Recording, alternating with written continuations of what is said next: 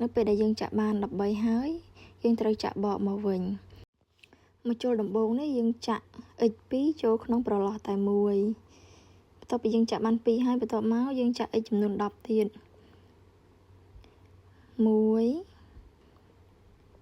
2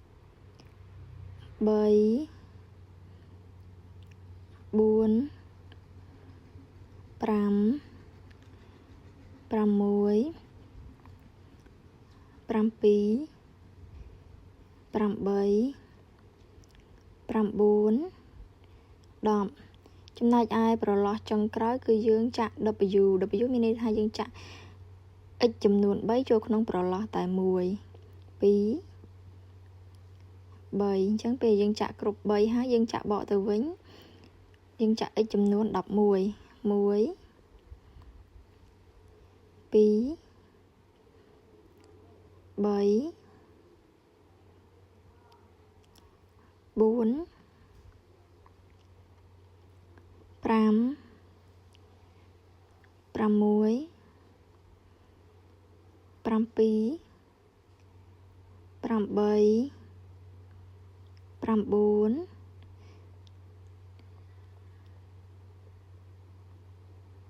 2 ចំណែកឯចុងក្រោយនេះយើងចាក់ចូលប្រឡោះដែលយើងចាប់ផ្ដើមដំបូងពេលយើងចាក់ពីបត់មកដំបូងអញ្ចឹងយើងមកចូលទី11យើងចាក់ចូលប្រឡោះចុងក្រោយនឹងឯងតមកយើងឡើងទៅកដុល1ហើយយើងបកទៅវិញគឺជួរទី2យើងចាក់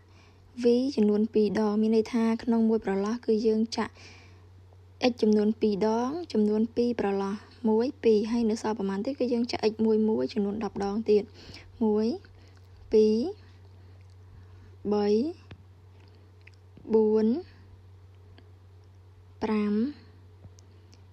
6 7 8 9 10នៅពេលដែលយើងចាក់ x បាន10ហើយយើងចាក់ v ចំនួន3មានន័យថាក្នុងមួយប្រឡោះយើងចាក់ x ចំនួន2ចំនួន3ដង1 1 2 3អញ្ចឹងមកប្រឡោះយើងចាក់2 2ហ្នឹងចំនួន3ប្រឡោះបន្ទាប់មកយើងចាក់ x ចំនួន10ដងទៀត1 2 3 5 6 7 8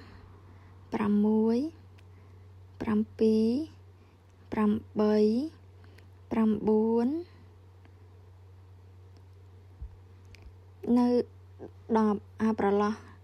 ទី11នេះគឺយើងចាក់ v ចំនួន1មានន័យថាក្នុងមួយប្រឡោះហ្នឹងយើងចាក់ x ចំនួន2ដងតមកយើងភ្ជាប់ឡើងទៅកដុល1ចាក់បកទៅវិញមកចូលដំបូងគឺយើងចាក់ x បន្ទាប់មកចូលទី2យើងចាក់ v ហើយយើងចាក់ x ចំនួន1ទៀតបន្ទាប់មកយើងចាក់ v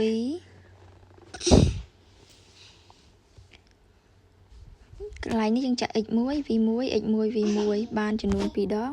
សល់ប្រហែលគឺយើងចាក់ x ចំនួន10ដងទៀត1 2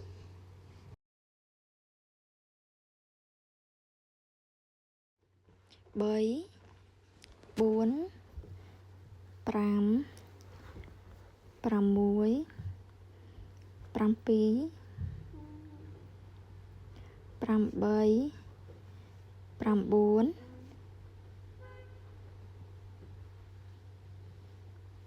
10បន្ទាប់មកនៅចុងខាងនេះគឺយើងចាក់ដូចគ្នាអញ្ចឹងដែរ x1 v1 x ប្រឡោះបន្ទាប់ v ហើយ x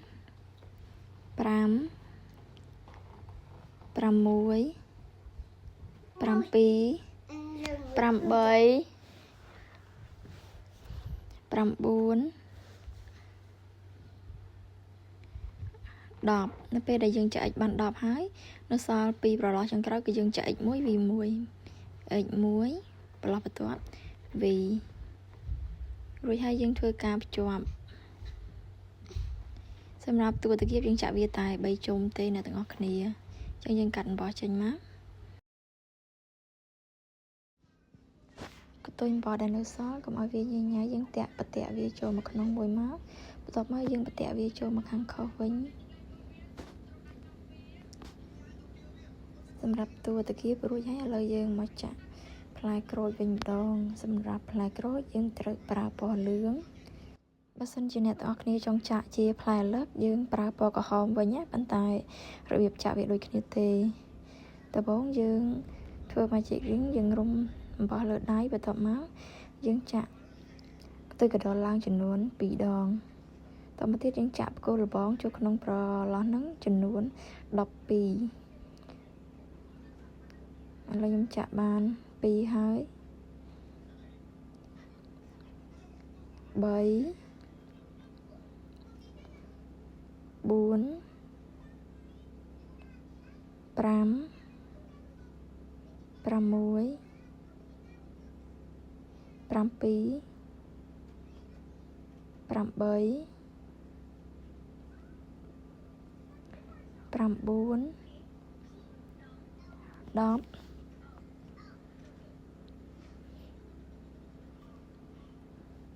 6 11 12នៅពេលដែលយើងចាក់វាគ្រប់ចំនួន12ហើយយើងភ្ជាប់វាមកយើងជាប់នេះកន្លែងកន្ទុយកដុលទី3អ្នកទាំងអស់គ្នាតមកយើងចាក់កន្ទុយកដុលឡើងចំនួន2ដងទៀត1 2រួចហើយយើងចាក់គល់លបង2ចូលក្នុងប្រឡោះតែ1 2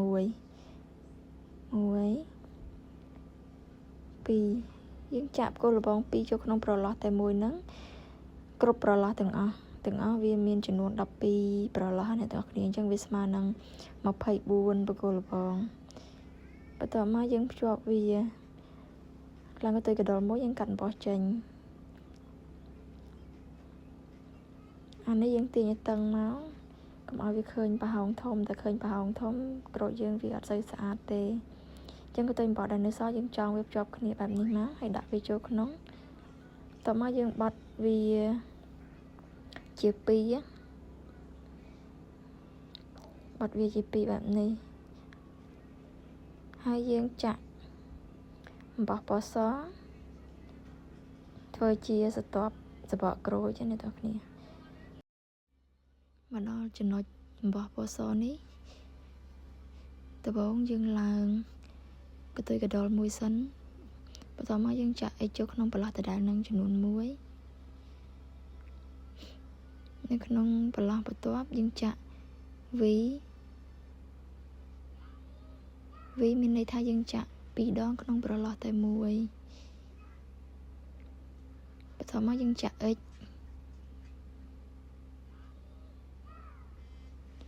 X រួច V អញ្ចឹងមានន័យថានៅកន្លែងនេះគឺយើងចាក់ឆ្លាស់គ្នា x1 v1 x1 v1 រហូតតតែអស់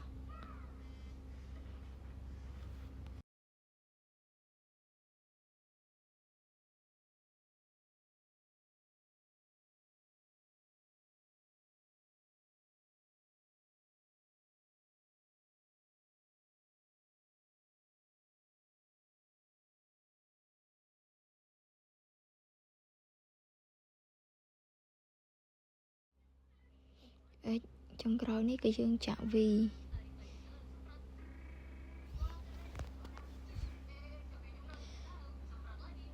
ត ចុងក្រោយយើងឡើងកន្ទុយកណ្ដុរចំនួន1ហើយយើងកាន់បោះចេញកន្ទុយអំបោះដែលនៅសល់នេះដើម្បីឲ្យវាស្អាតយើងបតាក់វាចូលទៅក្នុងណាអ្នកនរគ្នាទាញវាចូលទៅក្នុងទៅ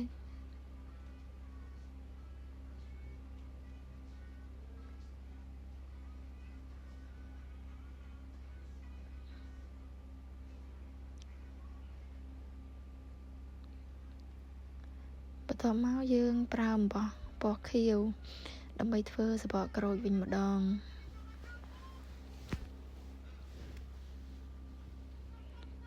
ដំបូងយើងបតាក់កន្ទុយអំបោះឲ្យមក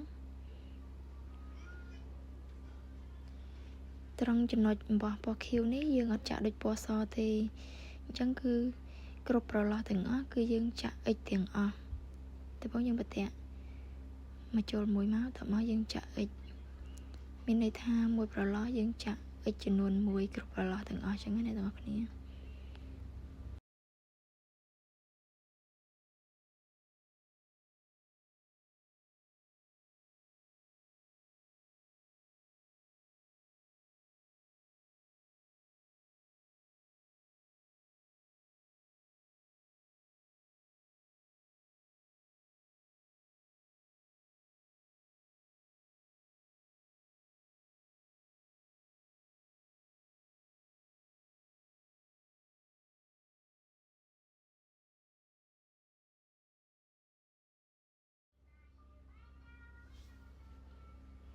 រួចហើយយើងឡើងកន្ទុយកណ្ដុរមួយកាន់អំបោះបានសម្រាប់កន្ទុយអំបោះដែលនៅសល់នេះដោយសារតែបើយើងតាក់វាទៅក្នុងវារាំងពិបាកអញ្ចឹងយើងបាច់យកវាទៅក្នុងទេយើងអាចបតាក់វាទៅក្រោយក៏បានដែរដោយសារតែខាងក្រោយពេលដែលយើងបិទជាមួយនឹងតាគៀបទៅយើងមើលវាអត់ឃើញទេអញ្ចឹងយើងបតាក់វាមកក្រោយនេះណាយើងបតាក់វាចូលក្នុងមកកុំឲ្យវាធ្លាក់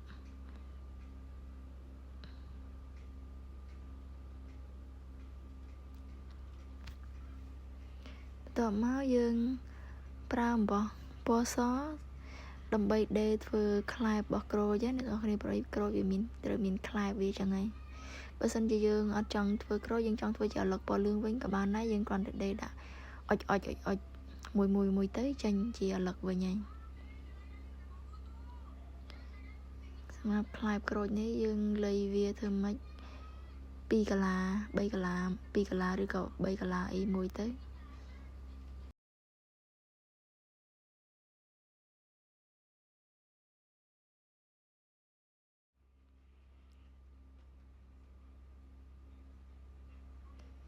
មកនៅសល់ចុងក្រោយយើងបតាក់វាមកក្រោយមក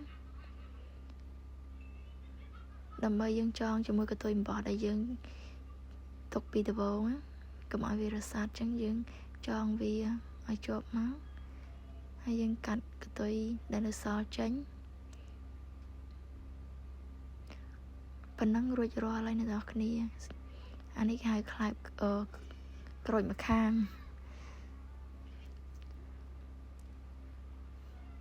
តោះមកយើងយកប្រទេសតាគៀបរបស់យើងហ្នឹងមកបិទជាមួយតាគៀបរបស់យើងពេលយើងបិទយើងត្រូវបិទខាងចុងវាទៅលើអ្នកនរគ្នាដាក់ខាងចុងទៅលើចំណែកឯខាងគល់យើងដាក់នៅខាងក្រោមនេះគេហៅថាខាងគល់ចំណែកឯក្រូចយើងបិទវានៅខាងចុងអត់បិទនៅខាងគល់ទេបិទនៅខាងចុងបានពេលយើងគៀបទៅវាឃើញស្អាតណាហើយក្រូចនេះយើងចង់បិទបិឆិតដូចខ្ញុំចឹងក៏បានឬក៏ដាក់ចំកណ្ដាលតាគៀបក៏បានដែរអញ្ចឹងរបៀបចាក់តាគៀបក្រូចរបស់យើងរួចរាល់ហើយមិនដែរស្អាតអត់អ្នកនរគ្នាអរគុណ